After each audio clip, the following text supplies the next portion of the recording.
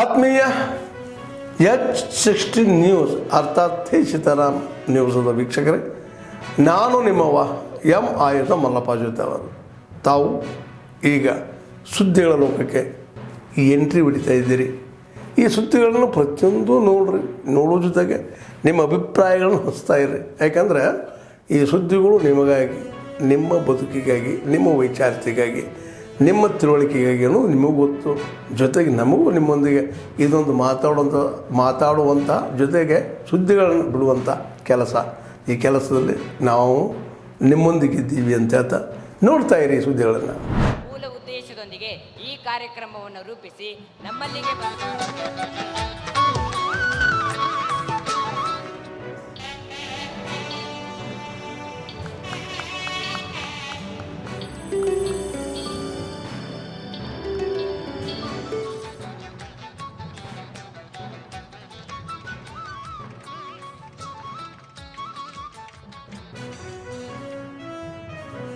ಸ್ವಾತಂತ್ರ್ಯ, ಸಮಾನತೆ, ಭ್ರಾತೃತ್ವ ಅಂತ ಹೇಳಿದೆ.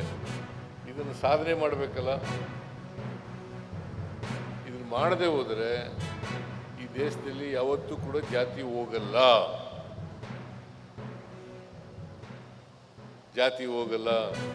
ಜಾತಿ ಹೋಗದೇನೆ ಅಸಮಾನತೆ ಹೋಗಲ್ಲ. ಮನುಷ್ಯ ಸಮಾಜ ನಿರ್ಮಾಣ ಮಾಡಲಿಕ್ಕೆ ಸಾಧ್ಯ ಇಲ್ಲ. ಇದನ್ನ ಈಗ ಶಿಕ್ಷಣ ಪಡ್ಕೊಳ್ತಕ್ಕಂಥದ್ದು ಉದ್ಯೋಗಕ್ಕೋಸ್ಕರ ಶಿಕ್ಷಣ ಪಡ್ಕೊಳ್ತಕ್ಕಂಥದ್ದಲ್ಲ. ನಾವೆಲ್ಲರೂ ಕೂಡ ಮಾನವರಾಗಿ ಬದುಕ್ತಕ್ಕಂಥ ವ್ಯಕ್ತಿತ್ವವನ್ನು ಬೆಳೆಸ್ಕೊಳ್ತಕ್ಕಂಥದ್ದು ಇದೆಯಲ್ಲ, ಅದು ಬಹಳ ಮುಖ್ಯ ಅಂತಕ್ಕಂಥ ಮಾತುಗಳನ್ನ ಈ ಸಂದರ್ಭದಲ್ಲಿ ಹೇಳಲಿಕ್ಕೆ ಬಯಸ್ತಾ ಇದ್ದೇನೆ. ಆ ಇಚ್ಛಾಶಕ್ತಿ ಇದ್ದದ್ರಿಂದ ಅವರು ಆ ಸಾಧನೆಯನ್ನು ಮಾಡಲಿಕ್ಕೆ ಸಾಧ್ಯ ಆಗಿದೆ. ಅದಕ್ಕೋಸ್ಕರ ಅವರು ಸಾಧಕರು ಅಂತಕ್ಕಂಥ ಮಾತುಗಳನ್ನು ಹಳ್ಳಿನಲ್ಲಿ ಹುಟ್ಟಿ ಸಾಧಕರಾಗಿದ್ದಾರೆ. ಅದಕ್ಕೋಸ್ಕರ ಅವರನ್ನು ಗೌರವಿಸ್ತಕ್ಕಂಥ ಕೆಲಸವನ್ನು ಮಾಡಿರ್ತಕ್ಕಂಥದ್ದು. ಸೊ ಎಲ್ರಿಗೂ ಕೂಡ ಸಾಧ್ಯ ಇದೆ. ಶಿಕ್ಷಣ ಇದೆಯಲ್ಲ, ಯಾರಪ್ಪನ ಮನೆ ಸೊತ್ತಲ್ಲ.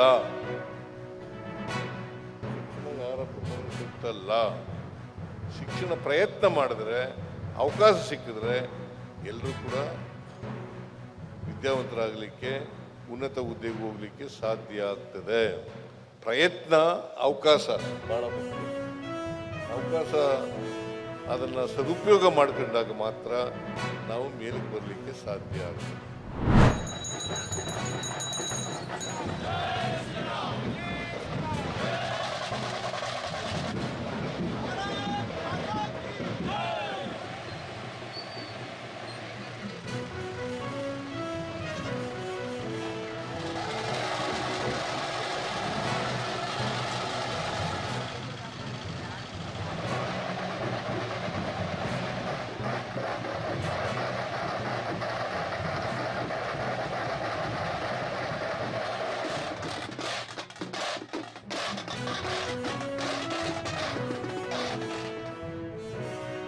ರಾಮರಿಗೆ ಪಟ್ಟಾಭಿಷೇಕ ಆಗಲಿಕ್ಕೆ ಆಂಜನೇಯ ಎಷ್ಟು ಶ್ರಮಪಟ್ಟು ಮಾಡಿದ್ರು, ಅವ್ರಿಗೆ ಎಷ್ಟು ಶಕ್ತಿ ಇದೆ ಅಂತಕ್ಕಂಥದ್ದು ಎಲ್ಲ ಜಗತ್ತಿಗೆ ಗೊತ್ತಿರ್ತಕ್ಕಂಥ ವಿಚಾರ. ಅಂಥ ಮಹಾ ಶ್ರೀರಾಮ ಭಕ್ತನ ಆಂಜನೇಯನ ಹನುಮನ ಜಯಂತ್ಯೋತ್ಸವವನ್ನು ಯಶಸ್ವಿಯಾಗಿ ಮಾಡ್ತಾ ಇರ್ತಕ್ಕಂಥ, ಆಯೋಜನೆ ಮಾಡಿರ್ತಕ್ಕಂಥ ಉತ್ಸವ ಸಮಿತಿಯವರಿಗೆ, ಮಹಾಜನತೆಗೆ ಆಂಜನೇಯನ ಆಶೀರ್ವಾದದಿಂದ, ಹನುಮನ ಆಶೀರ್ವಾದದಿಂದ ಎಲ್ಲರಿಗೂ ಒಳ್ಳೆಯದಾಗಲಿ. ಅದ್ದೂರಿಯಾಗಿ ವಿಜೃಂಭಣೆಯಿಂದ, ಭಕ್ತಿಯಿಂದ, ಶ್ರದ್ಧೆಯಿಂದ ಆಚರಣೆ ಮಾಡ್ತಾ ಇದ್ದಾರೆ. ನಗರದ ಪ್ರಮುಖ ರಸ್ತೆಗಳಲ್ಲಿ ಮೆರವಣಿಗೆ ಮಾಡೋದ್ರ ಮುಖಾಂತರ ಹನುಮ ಜಯಂತಿ ಕಾರ್ಯಕ್ರಮವನ್ನು ವಿಜೃಂಭಣೆಯಿಂದ ಇವತ್ತು ಆಚರಣೆ ಮಾಡ್ತಾ ಇದ್ದಾರೆ. ಹನುಮ ಜಯಂತಿ ಯಶಸ್ವಿಯಾಗಲಿ, ಶಾಂತಿಯುತವಾಗಿ, ಸೌಹಾರ್ದಯುತವಾಗಿ ನಡೀಲಿ ಅಂತ ನಾವು ಶುಭಾಶಯವನ್ನು ಕೋರಿದ್ದೇವೆ. ಇವತ್ತು ಸಾವಿರಾರು ಸಂಖ್ಯೆಯಲ್ಲಿ ಇವತ್ತಿನ ಹನುಮ ಭಕ್ತರು ಸಾವಿರಾರು ಸಂಖ್ಯೆಯಲ್ಲಿ ಬರ್ತಾ ಇದ್ದಾರೆ. ಅದ್ದೂರಿಯಾದಂಥ ವಿಜೃಂಭಣೆಯ ಒಂದು ಮೆರವಣಿಗೆ ಮೈಸೂರು ನಗರದಲ್ಲಿ ಪ್ರಮುಖ ಬೀದಿಗಳಲ್ಲಿ ನಡೀತದೆ. ಭಕ್ತಿಗೆ, ನಿಷ್ಠೆಗೆ ಹೆಸರಾಗಿರುವಂಥ ಹನುಮಂತ ನಮ್ಮೆಲ್ಲರಿಗೂ ಧರ್ಮನಿಷ್ಠೆಯನ್ನು, ರಾಷ್ಟ್ರ ಪ್ರೇಮವನ್ನು ಬೆಳೆಸಲಿ ಅಂತ ಕೇಳ್ಕೊಳ್ತೀನಿ. ಹೇಳಿ ಕೇಳಿ ನಮ್ಮ ಮೈಸೂರಿನಲ್ಲಿ ಹನುಮಂತೋತ್ಸವ ಅಂದರೆ ಭಾಳ ಖುಷಿ ವಿಚಾರ. ಯಾಕೆಂದರೆ ಮೈಸೂರಿನಲ್ಲಿ ಪೈಲ್ವಾನರುಗಳು ಜಾಸ್ತಿ, ಗರಡಿಗಳು ಜಾಸ್ತಿ. ಭಕ್ತ ಪೈಲ್ವಾನ್ ಆಗಿದ್ರೆ ಭಗವಾನ್ ಯಾವತ್ತೂ ಕೂಡ ಹನುಮಾನೇ ಆಗಿರಬೇಕು.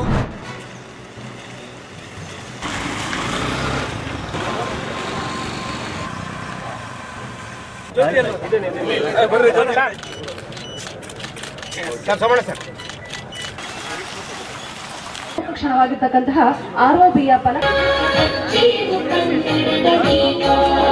ಅನಾವರಣವನ್ನ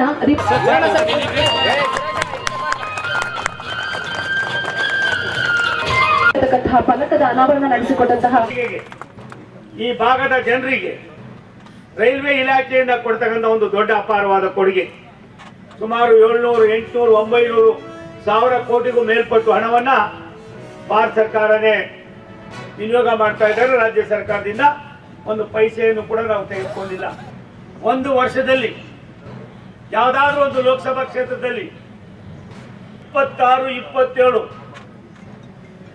ರೈಲ್ವೆ ಗೇಟ್ಗಳನ್ನ ಒಂದೇ ಸಾರಿ ತೆಗೆದುಕೊಂಡು ಹಣನ ಕಾರ್ಯರೂಪಕ್ಕೆ ತಂದಿರ್ತಕ್ಕಂಥ ಉದಾಹರಣೆ 50 ವರ್ಷ ಹಿಂದೆನೂ ಇಲ್ಲ, ಮುಂದಿನ 50 ವರ್ಷಕ್ಕೂ ಕೂಡ ಆಗೋದಿಲ್ಲ ಅನ್ನೋದನ್ನ ನಾನಿವತ್ತು ಗರ್ವದಿಂದ ನಿಮ್ಗೆ ಹೇಳೋದಕ್ಕೆ ಇಷ್ಟಪಡ್ತೀನಿ. ಸುಮಾರು 27 ಬ್ರಿಡ್ಜ್ಗಳನ್ನ ಒಂದು ವರ್ಷದಲ್ಲಿ ಸಂಪೂರ್ಣ ಮಾಡ್ತಾರೆ. ಓವರ್ ಬ್ರಿಡ್ಜ್ಗಳು, ಅಂಡರ್ ಬ್ರಿಡ್ಜ್ಗಳು ಅಂತ ಹೇಳಿದ್ರೆ, ಇನ್ನ ತುಮಕೂರು ಜಿಲ್ಲೆಯಲ್ಲಿ ಯಾವುದು ಅಂಡರ್ ಬ್ರಿಡ್ಜ್ಗಳು, ಓವರ್ ಬ್ರಿಡ್ಜ್ಗಳು ಇರಲ್ಲ. ಜನ ಅರ್ಧ ಗಂಟೆ, ಕಾಲು ಗಂಟೆ ತಮ್ಮ ಅಮೂಲ್ಯವಾದ ಸಮಯವನ್ನ ಫ್ಯಾಕ್ಟ್ರಿಗೆ ಹೋಗ್ಬೇಕಾದ್ರೆ, ಕೆಲ್ಸಕ್ಕೆ ಹೋಗ್ಬೇಕಾದ್ರೆ, ಯಾವ್ದಾರ DC ಆಫೀಸ್ಗೆ ಹೋಗ್ಬೇಕಾದ್ರೆ ಪ್ರತಿ ದಿವಸ 15 ನಿಮಿಷ ಹೋಗ್ಬೇಕಾದ್ರೆ ಬರ್ಬೇಕಾದ್ರೆ 15 ನಿಮಿಷ ಕಾಯುವಂತ ಪ್ರಮೇಯ ಇಲ್ಲದ ಹಾಗೆ ನಮ್ಮ ಸಮಯವನ್ನ ಪ್ರತಿ ದಿನ 30 ನಿಮಿಷ ಅಥವಾ 1 ಗಂಟೆ ಕೆಲವು ಸಂದರ್ಭದಲ್ಲಿ ಅಷ್ಟು ಸಮಯವನ್ನ ಉಳಿತಾಯ ಮಾಡಿ ಈ ಬ್ರಿಡ್ಜ್ ಅನ್ನ ಇವತ್ತು ನಾವು ಶಂಕುಸ್ಥಾಪನೆ ಮಾಡಿದ್ದೇವೆ.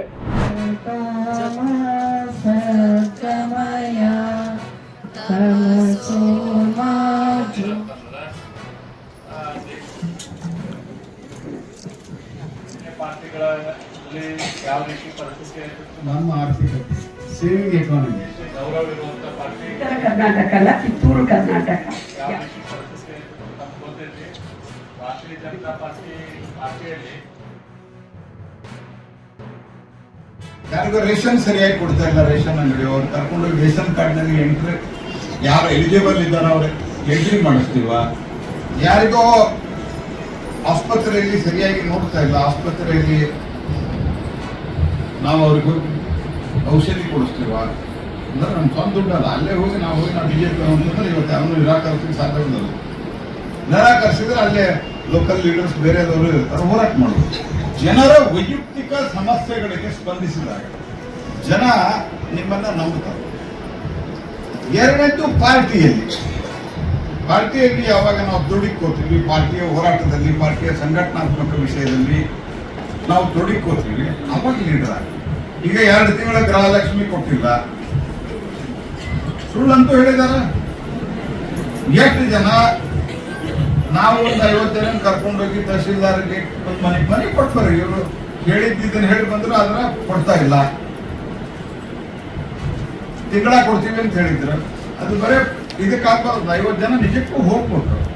ಈ ರೀತಿಯಾಗಿ ಸಣ್ಣ ಸಣ್ಣ ವಿಷಯಗಳಲ್ಲಿ ಕೇರಿಂಗ್ ದಿ ಪೀಪಲ್, ಯಾರಿಗೂ ಎಲಿಜಿಬಲ್ ಇದ್ದಾನೆ ಸ್ಕಾಲರ್ಶಿಪ್ ಸಿಗ್ತಾ ಇಲ್ಲ. ಸಾಮಾಜಿಕವಾಗಿ ಪ್ರಜ್ಞೆಯನ್ನ ಬೆಳೆಸಿ ಅನ್ಯಾಯದ ವಿರುದ್ಧ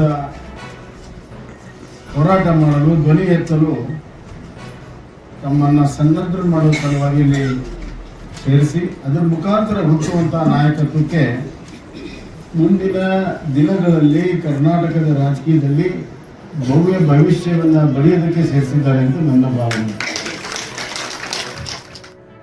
ಬೇರೆ ಬೇರೆ ವಿಷಯಗಳ ಬಗ್ಗೆ ಆಲ್ರೆಡಿ ಈಗ ಅಧ್ಯಕ್ಷರ ಮಾತಾಡಿರ್ಬೋದು ಅಥವಾ ಮುಂದೆ ಕೂಡ ಮಾತಾಡ್ತಾರೆ.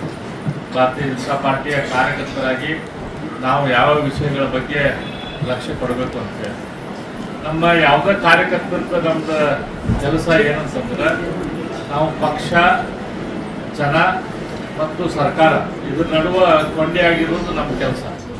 ಆದ್ಮೇಲೆ ಎಲ್ಲ ಸುದ್ದಿಗಳನ್ನು ನೋಡಿದ್ರಲ್ಲ, ಏನು ಅನಿಸ್ತು ನಿಮಗೆ? ಇದರಲ್ಲೇ ನಿಮ್ಗೆ ಲೈಕ್ ಆಗಿರ್ಬೋದು, ಡಿಸ್ಲೈಕು ಆಗಿರ್ಬೋದು, ಕಾಮೆಂಟ್ ಬೇಡಪ್ಪ ಅಂತೂ ಅನಿಸಿರ್ಬೋದು, ಕಾಮೆಂಟ್ ಮಾಡಬೇಕಪ್ಪ ಅನಿಸಿರ್ಬೋದು, ಶೇರ್ ಮಾಡಬಾರ್ದಪ್ಪ ಅನಿಸಿರ್ಬೋದು, ಅದು ಮಾಡಬೇಕು ಅನಿಸಿರ್ಬೋದು. ಏನಾದರೂ ಆಗಲಿ ಶೇರ್ ಮಾಡ್ತಾಯಿರಿ, ಈ ನ್ಯೂಸ್ಗಳನ್ನ ಹಂಚ್ತಾ ಇರಿ, ಜೊತೆಗೆ ಇದಕ್ಕೆ ಸಬ್ಸ್ಕ್ರೈಬ್ ಆಗ್ತಾಯಿರಿ ಅಂತ ಹೇಳ್ತಾ H16 ನ್ಯೂಸ್ ಅರ್ಥಾತ್ ಹೇ ಸೀತಾರಾಮ್, ಇದು ಸತ್ಯದ ಕೈಗೆ ನಡಿ. ವಂದನೆಗಳು.